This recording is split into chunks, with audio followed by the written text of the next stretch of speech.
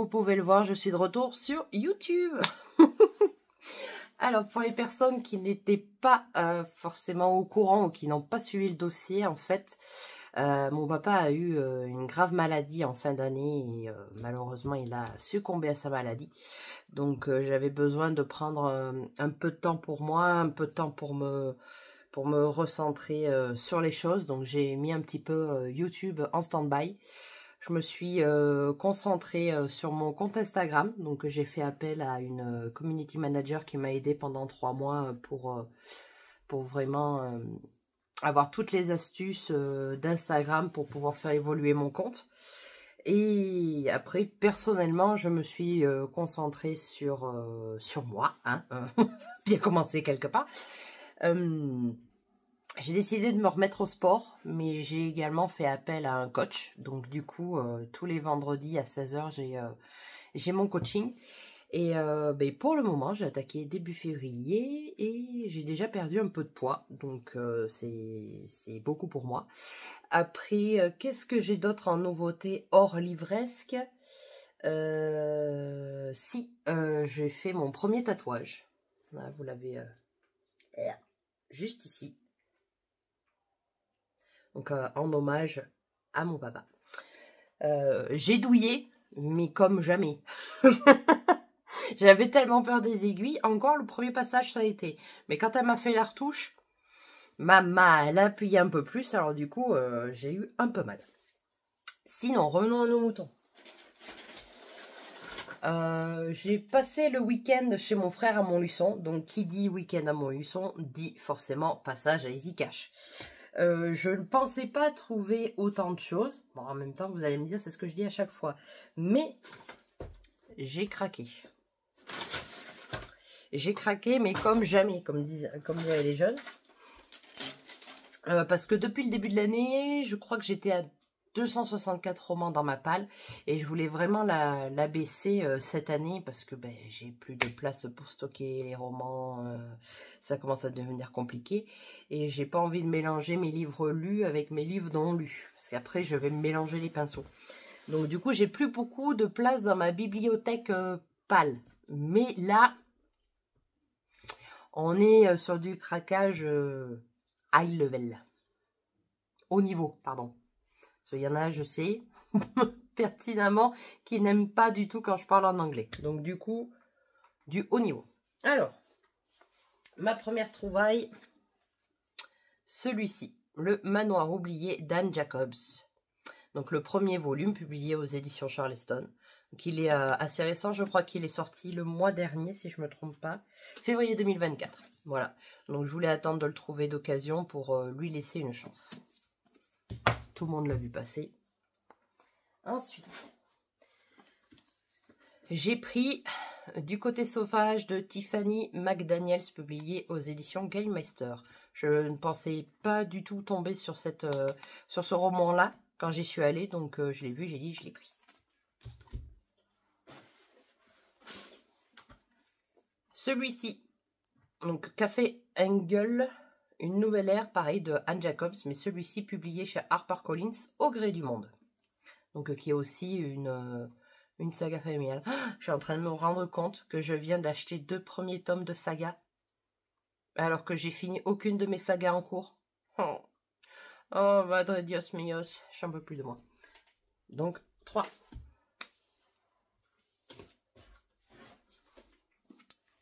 J'ai pris La mystérieuse bibliothèque de Blackwood Abbey de Esther Fox, publié aux éditions Faubourg Marigny. Il n'est pas très épais. Bon, j'ai eu des avis dithyrambiques sur ce roman, donc à voir. Ensuite, j'ai pris Un coup de soleil de Serena Giuliano. J'ai pas trouvé Felicita, donc du coup, j'ai pris celui-ci. Puis, vous allez me dire, mais t'es bête, il va sortir en poche dans très peu de temps. Oui, mais moi, j'aime bien lire en broché. Donc, je préfère prendre mes romans d'occasion en broché, mais au moins, je lis sur du grand format. Je sais, j'avais dit que je prendrais ce roman quand je verrai l'autrice dans un salon, mais je n'ai pas pu attendre puisque je l'ai eu d'occasion. Donc j'ai pris Et Viva la Vida de Sophie Jomain, toujours publié aux éditions Charleston. On continue avec un roman que j'ai hâte de lire, même si je ne suis toujours pas à jour dans la saga. C'est D'entre les morts d'Alexis Lepsker, et celui-ci, il vient tout juste de sortir aux éditions Michel Lafon. Vous voyez pas, mais j'ai ma petite pile là qui commence à se faire, et c'est pas fini. J'ai pris, voilà, La femme en moi de Britney Spears. Enfin, c'est pas de Britney Spears. Je sais même pas s'il y a le nom de la personne qui a écrit le roman.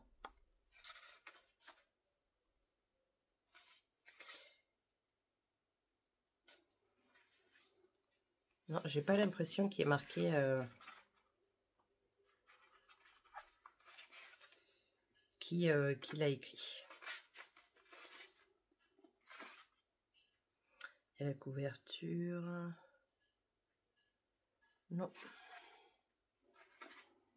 Voilà, je me suis dit, le jour où j'aurai plus de livres à lire, je lirai celui-là. Ce qui n'arrivera jamais. J'ai pris Le porcelainier de Dachau, publié chez Hauteville. Parce que vous connaissez ma passion de la Seconde Guerre mondiale. Donc voilà.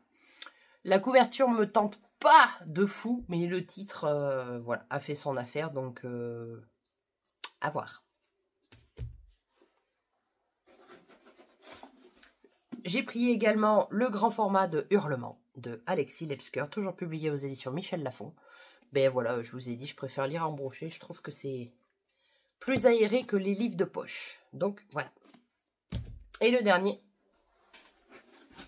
Alors ça fait longtemps que je la vois passer sur les réseaux sociaux. Ça fait longtemps que j'ai envie d'essayer de lire cette autrice. Donc il n'y avait pas le dernier roman de Karine Gable. Donc du coup je me suis dit je vais me prendre un peu un poche. Comme ça si jamais ça ne me plaît pas, c'est pas forcément très grave. Donc j'ai pris Ce que tu as fait de moi, Karine Gable. Donc nous sommes sur un 2, 3, 4, 5, 6, 7, 8, 9, 10, 11. 1 plus 11. J'avais dit à Lucille, plus 10. Je suis pas loin. Plus 11. Voilà, les dégâts sont faits. Vous comprenez pourquoi je monte pas chez mon frère si souvent que ça? Parce que sinon, ben voilà, j'augmente plus ma palle que je ne la lis. C'est compliqué. Donc niveau lecture, c'est tout ce que j'avais à vous dire. Je me suis acheté des bougies, puisque nous étions à Montluçon. Donc il y a la boutique Les Bougies de Charroux, qui sont des bougies artisanales. Et là, bien sûr, j'ai aussi fait un craquage. J'ai pris... On va enlever ça, on s'en fout. J'ai pris Passion fruitée. Donc j'ai pris que des grands formats parce qu'elles avaient une promo où si je prenais 5 grands formats, je crois que je payais 60 à la place de 65 ou 70, quelque chose comme ça. Bon, comme j'ai offert un pot de bougie à mon frère, voilà. Donc Passion fruitée. J'ai pris du coup, oui, vous allez me dire, j'ai pris Citron pour mon beau-frère, mais j'ai oublié de la lui donner. Donc, je la lui donnerai dans 15 jours, vu qu'on se revoit dans 15 jours. J'ai pris Thé blanc, qui est une odeur quand même assez discrète. Et moi, j'aime bien quand c'est plus discret que trop entêtant. J'ai pris l'oriental aussi. Alors, l'oriental, elle sent de fou. C'est une odeur de fou. Et pour finir, j'ai pris Musc blanc. Voilà. Donc j'ai plus 4 bougies dans ma pab, dans ma pile à bougies, si on peut dire. Ça c'est pareil, je pense que les bougies, je dois en avoir peut-être pas autant que ma pile à lire, mais je fais une sacrée collection. Hein. Hop, voilà pour les bougies de Charroux. Et du coup, vu que je viens de rentrer, je suis passée par la boîte aux lettres. Et j'ai découvert ma petite commande de chez Adelcha. Donc on va en profiter et on va l'ouvrir ensemble. Alors, je me souviens plus trop ce que j'ai pris. Je crois que j'avais pris des marque-pages et des illustrations. Bon, comme d'habitude, packaging magnifique. On prend toujours soin, je trouve, de son envoi, en fait. Tout est joli.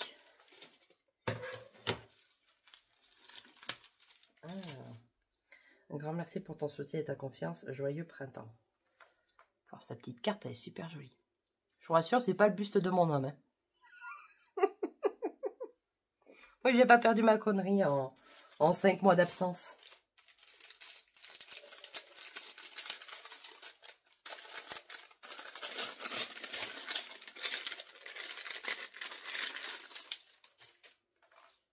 Ah oui, c'est ça. J'avais pris la carte Le Jardin Secret que je trouve magnifique. Vous voyez là, tous ces détails, la pelle, les petites fleurs et tout, la porte derrière. Je trouvais ça magnifique. J'ai pris aussi celle-ci. Je les prends toujours en petit format parce que je les mets après sur mon écran. Comment on appelle ça? Sur mon tableau aimanté. Voilà.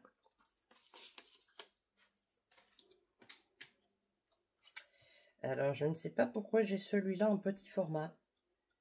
Parce que je ne l'ai pas commandé. Je sais pas si on va voir.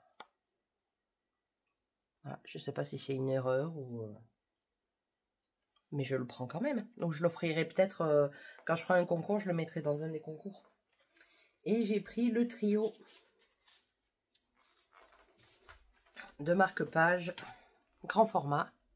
Donc, il y a celui-ci. Celui-ci. Je les trouve tous très jolis, très printaniers. Et, du coup, je me suis dit, allez, fais-toi plaisir. Et celui-ci. Celui-là, il est magnifique, celui-là. Ça faisait un petit moment que j'avais pas de marque-page printanier. Donc, du coup, j'ai dit, allez, je craque. Donc, c'est des grands formats à bout rond et plutôt solides. Voilà, c'était tout pour moi pour aujourd'hui. Donc, je vous ai pris, nous sommes le dimanche 30 mars, ou le 31 mars, je ne sais plus combien on est. Et je vous reprendrai sûrement dans la semaine pour vous parler d'autres choses également. Alors, vous inquiétez pas, j'ai fait l'acquisition d'un nouveau téléphone. Et il a tendance à zoomer, dézoomer. Alors, je ne sais pas trop comment faire pour... enlever ça. Donc, dès que j'y arriverai, je le ferai. C'est aussi simple que ça. En attendant, je vous souhaite une bonne soirée. Mais de toute façon, c'est bête ce que je dis. Parce que vous allez le regarder en une seule séquence. Donc, je vous dis à plus tard. Ciao!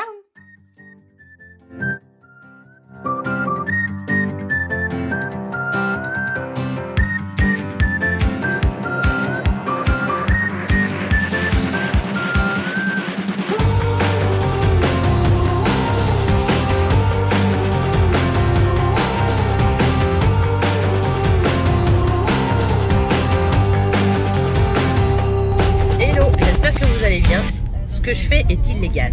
C'est-à-dire que je vous prends en vidéo et je suis en train de conduire en même temps. Donc c'est pour ça que je ne regarde pas la vidéo. Donc vous ne vous inquiétez pas. C'est juste pour vous montrer les joies d'être commercial. Voilà. Il fait pas un temps merveilleux. Et j'ai 45 minutes de route à faire comme ça. Voilà. C'était mon petit coup de gueule de la journée. Et je vous dis à plus tard.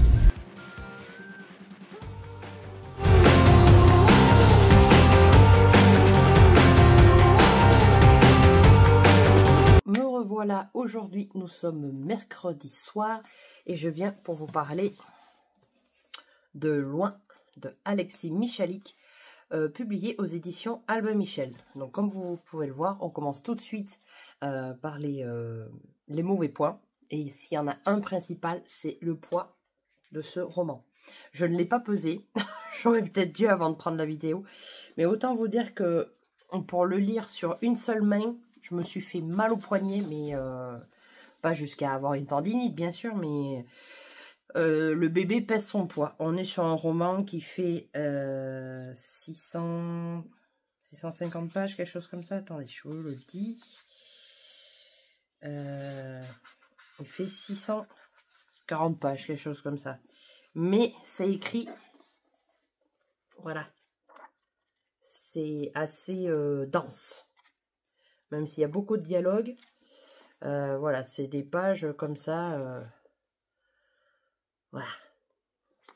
Donc il en fait 650, mais à la lecture, j'ai l'impression d'en avoir lu 800 pages. Je vous lis la 4e.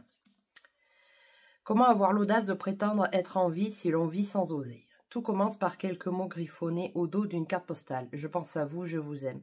Ils sont signés de Charles, le père d'Antoine, parti 20 ans plus tôt sans laisser d'adresse, avec son meilleur ami Laurent, apprenti journaliste, et Anna, sa jeune sœur complètement déjantée.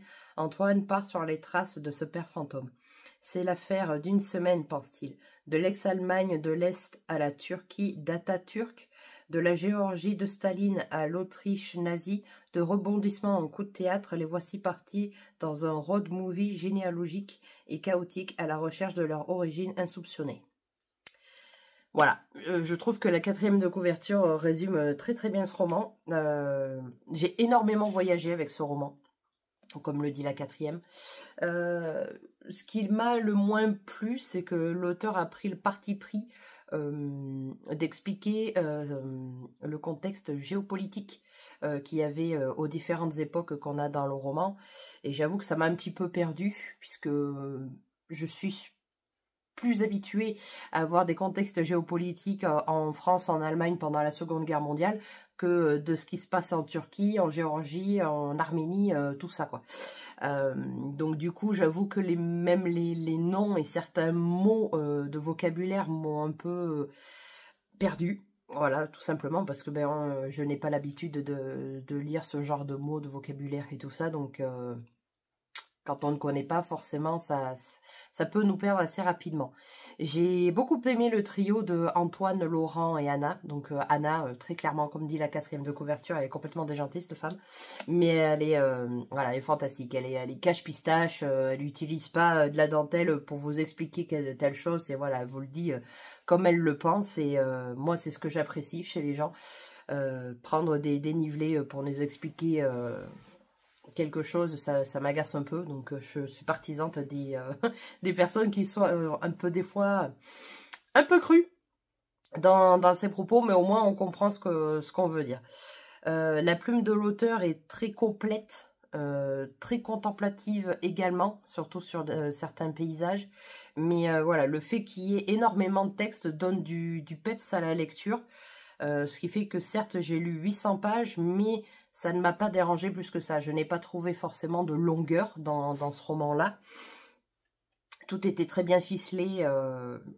Et honnêtement, on est sur une fresque familiale qui va de la Première Guerre mondiale à 2008, parce que je crois que dans le roman, ça va jusqu'en 2008, où on arrive tout juste là où il y a les PC... Facebook est très très peu connu parce qu'il vient tout juste d'arriver, alors que nous en 2024, bah voilà, Facebook maintenant c'est devenu une antiquité, comme on pourrait dire. Voilà, donc pour faire une recherche d'identité comme ça, ils ont dû aller directement sur place, aller voir les gens, discuter avec les gens, puisque forcément Internet n'existait pas. Facebook c'était les tout débuts, donc voilà, on a été partout, on a été à Dubaï, on a été... où est-ce qu'on a été? Jusqu'en Nouvelle-Calédonie, on a été en Normandie, on a été en Bretagne, voilà, on a vraiment visité pas mal de coins du monde. Et l'auteur nous l'explique très bien. Franchement, c'est vraiment à tous les cerveaux, comme on pourrait dire. Certaines fois, ils utilisent des vocabulaires qui sont quand même assez complexes. Mais là, franchement, vous pouvez foncer. Donc, je remercie quand même Eolia, qui m'avait offert son roman, je pense, si je dis pas de bêtises, 2 ans maintenant. Voilà, je suis désolée, Eolia, j'ai mis 2 ans à le lire. Mais bon, voilà. Elle me l'avait mis dans notre challenge qu'on avait à faire jusqu'au 31 mars. Et je m'étais juré de le lire pendant ce challenge-là.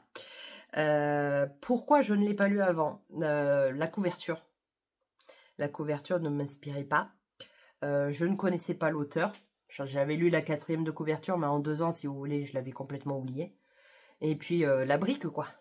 Je pense que le machin, je ne vais pas dire de bêtises, mais on est peut-être sur du 2-3 kilos. Hein.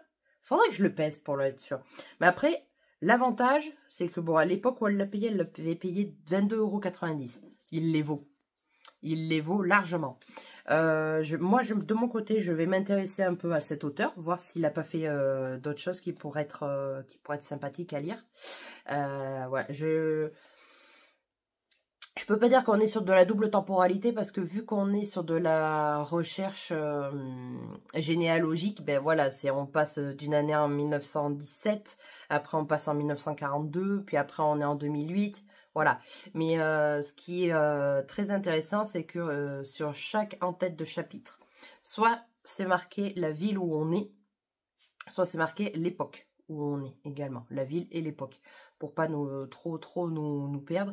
Et voilà, j'ai beaucoup aimé cette lecture. Ça sera pas un 5 étoiles parce que voilà, c'est un 4, c'est déjà bien, mais je trouve qu'en ce moment c'est compliqué pour moi d'avoir des 5 étoiles, même voir des coups de cœur. Voilà, je crois que le dernier coup de cœur, c'était le Hélène Marie Wiseman que j'ai lu. Je sais plus, je le vois pas d'ici. Voilà, donc un 4 sur 5 pour ce roman. Ensuite, actuellement, je suis en train de lire ma masse critique Babelio du mois dernier, que j'ai reçu il n'y a pas longtemps. Je crois que je l'ai reçu à la fin du mois. Donc c'est Avant que ça commence de Perronnet et Brunel Dupin, publié chez J'ai lu, format poche. Si j'ai bien compris, c'est le début d'une saga, puisque j'ai vu dans le roman qu'il y avait un 2e tome. Je vous lis la 4e. Mina Lacan, 25 ans, passionnée par les sciences du comportement, a convaincu la gendarmerie nationale, où ce métier n'existait pas, de créer un poste de profileuse. Quand on lui confie sa première enquête, c'est l'occasion pour elle de prouver à tous qu'il est possible de trouver l'identité d'un criminel en établissant son profil psychologique. Mais, tapis dans l'ombre, sa némésis semble déterminée à l'arrêter coûte que coûte. Voilà. On commence le premier chapitre au présent. Et je pense qu'à partir du 2e chapitre, on revient dans le passé, au tout début, en fait, où Mina arrive dans la police. Donc, c'est très, très intéressant. Donc, forcément, on parle de profilage. Donc, moi, le profilage, je dis oui, oui, oui, oui. C'est, on va dire, une enquête policière, mais pas vraiment procédurier police. Je sais pas comment vous expliquer ça, mais... comment vous expliquer ça? J'ai un gros blanc. Faut prendre par exemple les séries télévisées comme Balthazar et tout ça, où vraiment, oui, on a tout le cheminement, mais c'est pas trop dans le jargon policier. Je sais pas si vous comprenez ce que je veux dire, c'est que on va avoir une autopsie, mais on va pas avoir tous les termes médico-légaux, tous les termes policiers pour remplir leurs documents, tout ça. Franchement, c'est vraiment top. J'apprécie beaucoup ma lecture pour le moment. Ben, je l'ai attaqué. Quand est-ce que je l'ai attaqué? Hier. Je l'ai attaqué hier, j'en suis à la 176e page et il en fait 316. 315. Il en fait 315. Et en fait, à la fin du roman, j'ai vu ceci. Voilà. Donc, je pense qu'il y a un tome 2 et voire peut-être même un tome 3. Donc, ça m'intéresse beaucoup puisque moi, j'aime beaucoup tout ce qui va être profilage, tueur en série, voilà. Bon, là, on a des meurtres. Hein. Elle enquête actuellement sur le meurtre d'un boucher. Je ne vais pas vous en dire plus. Enfin, elle enquête. On va dire que son supérieur ne lui a pas donné l'autorisation d'enquêter sur cette affaire-là, mais qu'elle a pris un peu les devants. Donc, j'en suis là. Donc, je ne sais pas encore si elle va se faire tirer les oreilles, si ça va propulser sa carrière ou pas. Et surtout, on ne sait toujours pas quel est le lien, si vous voulez, avec le premier chapitre. Parce que, bon, pour vous donner peut-être un tout petit peu de détails, mais pas trop. Dans le premier chapitre, en fait, elle est chez elle en train d'enlever des espèces de mauvaises herbes. Et là, il y a une nana qui va arriver derrière elle et qui va l'appeler... comment elle l'appelle? Je ne voulais pas dire de gros mots, mais c'est Colonel S. Le gros mot qui va avec. Et elle va pas du tout se rappeler qui est cette personne, ça ne lui dit rien du tout. La seule chose qu'elle se souvienne, c'est la veine qui traverse le front de la nana, mais elle n'arrive pas du tout à mettre la main, ni le visage, ni le nom sur la personne voilà, qui l'agresse, quoi, très clairement. Donc, du coup, voilà. On a le chapitre 1, et puis après, sur le chapitre 2, on passe au début de Mina dans la police. Donc, voilà. C'était tout pour moi pour aujourd'hui. J'espère que d'ici la fin de la semaine, je vais pouvoir attaquer un autre roman. Ça serait bien. Je n'ai pas commencé de livre audio. Je devais commencer le 2e tome des Héritières de Lovenov, et je ne l'ai pas fait. Je pense que je commencerai la semaine prochaine. Je pense, voilà. Donc, je vous reprends plus tard. Ciao.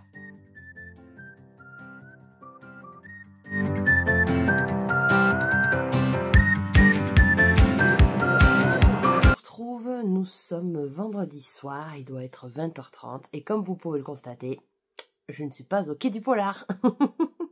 Ce n'est pas pour moi cette année, cet événement. Mais bon, je pense qu'on est très nombreuses et nombreux à ne pas pouvoir y aller tous les ans.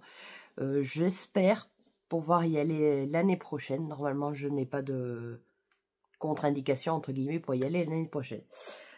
Sinon, je viens vers vous. Ah, pousse-toi le chien. J'ai mon chien qui monte sur ton miroir, je n'en peux plus. Allez, viens, je vais te mettre là, je vais mettre tout ça là. Alors, je viens pour faire un petit point lecture. Donc, j'ai terminé, du coup, Mamas Critique Babelio, qui est avant que ça commence, de Perronnet et Brunel Dupin. Normalement, il y a les prénoms quelque part. Pardon, excusez-moi. Oui, donc c'est Marie-Laure Brunel Dupin et Valérie Perronnet.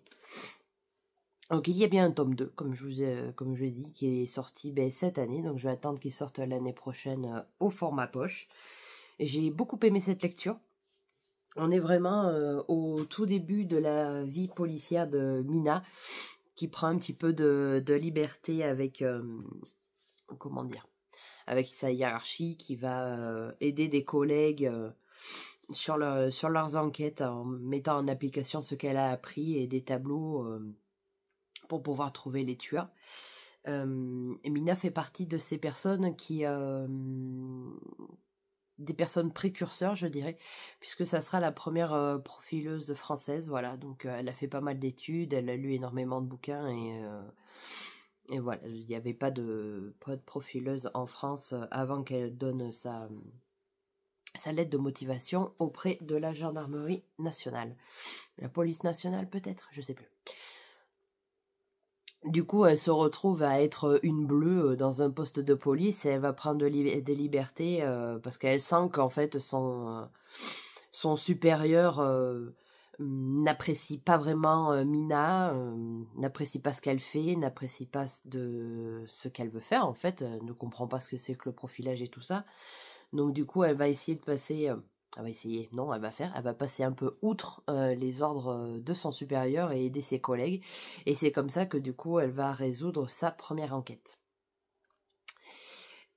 Voilà, je ne veux pas vous en dire plus parce que sinon ça serait trop facile. Ça se lit très bien, ça se lit très vite. Il y a pas mal de dialogues, donc ce qui fait que l'histoire est beaucoup plus immersive. On est dans un roman policier, certes, mais pas avec tout le jargon flic qu'on pourrait retrouver dans d'autres policiers. Donc j'ai hâte d'avoir le tome 2 en poche pour pouvoir le lire. Voilà. Donc après, du coup, j'avais besoin d'une lecture un peu doudou parce que j'avais prévu de lire les orphelins de Philadelphie de... Oh mais... Je regarde le prénom de l'autrice alors que je la connais par cœur, d'Hélène Marie Weisman. Mais je me suis dit, je préférerais avoir quelque chose d'un peu plus... je dirais pas gentillet, mais quelque chose de plus coloré, quelque chose de beaucoup plus réconfortant. Donc du coup, j'ai décidé de lire Et Viva la Vida de Sophie Jomain. Voilà, que j'ai acheté le week-end dernier, donc il n'aura pas fait long feu dans ma palle. J'ai lu tout ça, toute cette partie-là, et il me reste cette partie-là, donc je pense que je l'aurai terminé ce soir. J'adore ce que je lis. J'adore parce que niveau physique, je m'identifie énormément à Marnie, voilà, qui fait dans les 1,60 m pour 80 kg et des brouettes. C'est un petit peu mon cas. Et je me rends compte qu'en fait, on s'interdit énormément de choses alors que on devrait juste vivre, profiter et vivre plutôt que toujours vouloir avoir le physique idéal, la morphologie idéale, parce que même si on arrive à l'obtenir un jour, je pense que on ne se satisfera jamais de notre corps, même comme dit dans le roman, des personnes qui vont être squelettiques ou minces vont toujours avoir quelque chose à redire sur leur physique. Donc c'est une ode à l'amour, une ode à l'amitié, une ode à s'aimer soi, voilà, plutôt que d'essayer de tout changer et d'apprendre à aimer son corps tel qu'il est. Et voilà. Donc je vais essayer de le terminer ce soir pour vous le débriefer demain si j'ai le temps. Et pour terminer, j'ai eu la surprise hier de recevoir un roman de la part des éditions de Boré.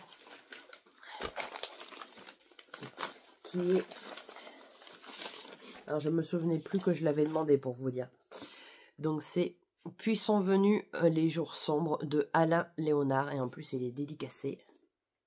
Ce que je trouve encore plus génial. Pour Coralie, c'est avec plaisir que je vous adresse mes derniers écrits. Bonne lecture. Alain Léonard. Voilà, je vous lis la 4e. Frères jumeaux, Julien et François n'en sont pas moins très différents. Si le premier est calme et réfléchi, le second se montre souvent impulsif. Alors que la guerre vient d'éclater et qu'ils sont envoyés au chantier de la jeunesse, les deux frères, complices et inséparables, continuent de veiller l'un sur l'autre. Mais quand, à leur retour, ils apprennent l'instauration du STO, tous deux vont tenter d'y échapper en prenant pour la première fois des chemins opposés. Voilà, la 4e, elle me faisait très envie, la couverture également. Voilà. Donc ce roman est à paraître le 11 avril. Voilà, donc je vais essayer de le lire à la fin de Et Viva la Vida de Sophie Jomain. Je vais le lire en suivant. Comme ça, je pourrai vous donner mon avis dès sa sortie. Oui, parce que vous ne le savez peut-être pas, je vous en ai peut-être pas parlé en début de vidéo. Mon Dieu, j'oublie qu'en fait ça fait un très très très long moment que je ne vous ai pas pris. Et du coup, vous ne savez pas tout. Mais à la suite d'une masse critique de Babelio en début d'année, si je dis pas de bêtises, je pense que c'était en janvier. Dans ma sélection de romans, j'avais demandé Le Grand Hôtel, qui est un roman publié aux éditions de Boré. J'ai perdu le nom. Je l'ai rangé quelque part par là, mais j'arrive pas à le retrouver.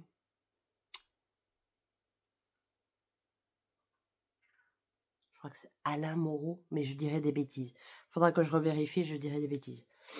Et du coup, suite à cet envoi, donc j'ai eu le communiqué de presse comme il y a généralement dans chacun des livres. Et je me suis dit que j'allais envoyer un mail à la personne qui s'occupait de la relation presse de chez des éditions de Boré, pour tout simplement voilà, lui dire que j'avais beaucoup aimé ce roman. Je lui ai envoyé la critique du roman et après à la fin j'y suis allée un petit peu au talent comme on dit chez nous.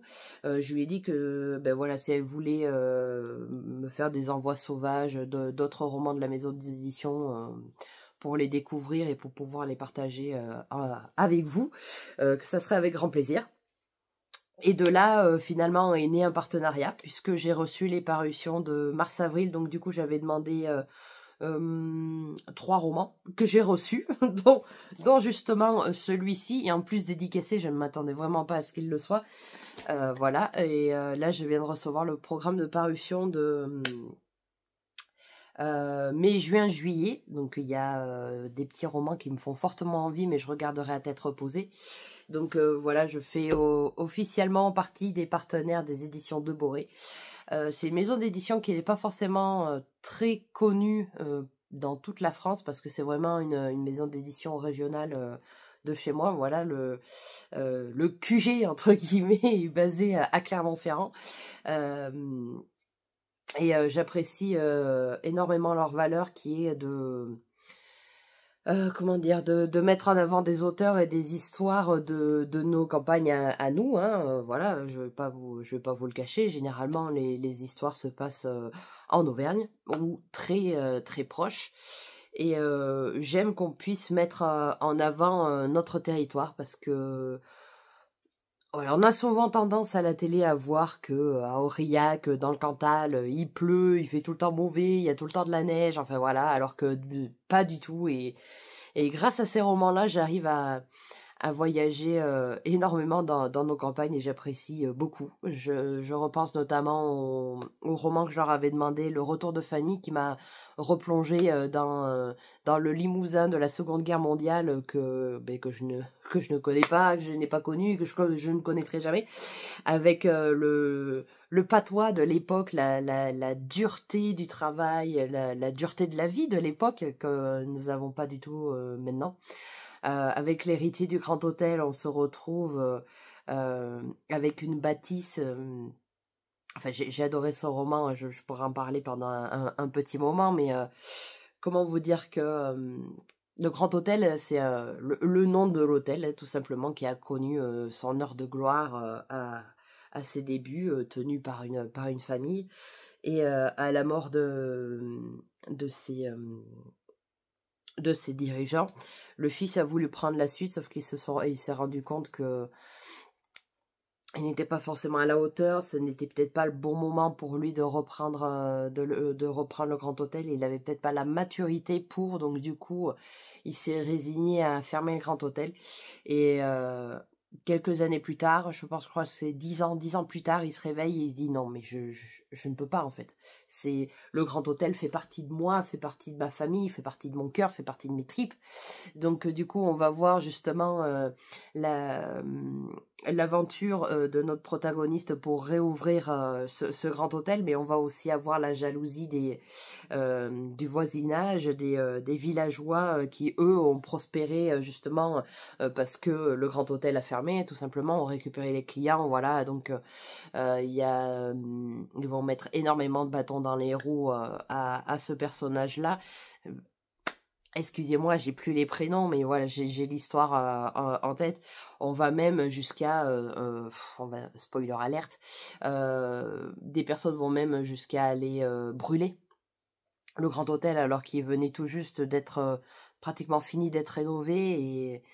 Et voilà, je trouve que dans ce roman, l'auteur a réussi à me transmettre cette âme du Grand Hôtel, qui a perpétré à travers les âges, qui est toujours resté debout, même si voilà, il a fallu le rénover. Voilà, la pierre est restée, et c'est un sentiment pas forcément palpable, mais on ressent que voilà, le Grand Hôtel a une âme, que c'est une affaire de famille, que c'est une affaire de cœur, c'est une affaire de tripes, comme je vous le disais. Donc voilà, j'ai beaucoup aimé ce roman.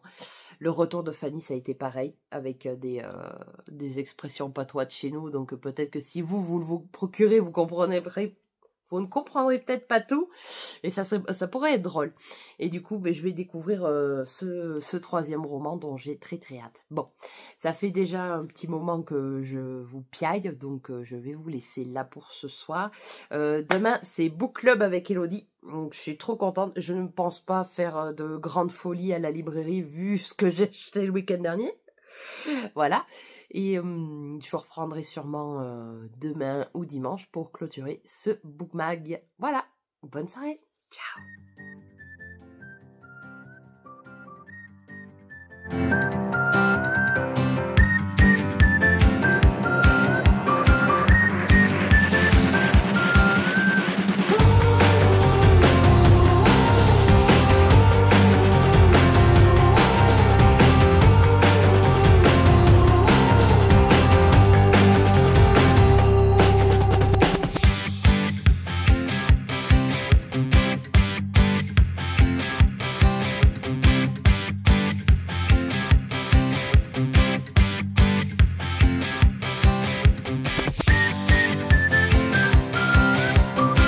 Coucou, je vous reprends, on est dimanche et je viens pour clôturer ce bookmag.